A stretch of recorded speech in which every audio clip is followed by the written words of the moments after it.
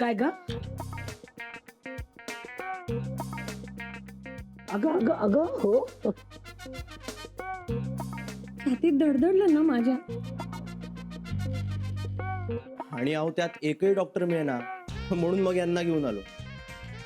म्हणजे हे कोण आहेत? होमिओपॅथ.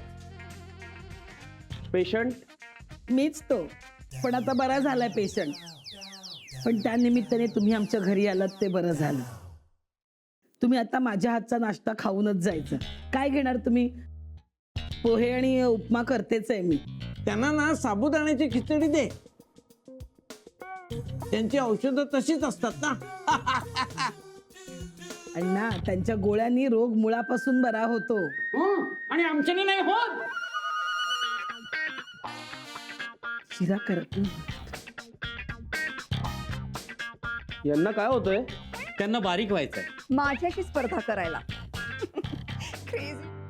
फिर तेरा फसाना Shut up. भूल गया. त्याला कोण विचारतंय? हो ते दिसलंच आता. सूर्यकांतला कोण विचारतंय? अरे काय अवकात आहे त्याची? कुठल्या बाबतीत ते आपले नातेवाईक बनायला लायक आहेत? आणि हॅलो, लग्न म्हणजे काय फक्त एका मुलाचं आणि एका मुलीचं एकत्र येणं नसतं. दोन कुटुंबांचं, त्यांच्या नातेवाईकांचं, त्यांच्या मित्रमैत्रिणींचं एकत्र येणं असतं. अरे आपल्या सर्कलमध्ये ते शोभतात का? काय आहे काय त्यांच्याकडे? हा, माणुसकी. त्या बाबतीत ना ते आपल्यापेक्षा खूप श्रीमंत आहेत मम्मा.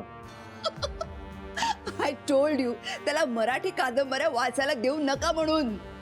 अरे ही मध्यमवर्गीय माणसं ना हिपोक्रेट असतात, खोटारडी. त्यांचं सगळंच खोटं असतं. प्रेम, माणुसकी.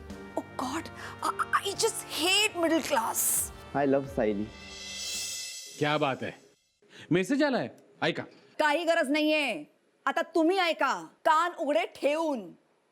ह्या पुढे सायलीचं नाव जर या घरात काढलं तर मी जीव देईन.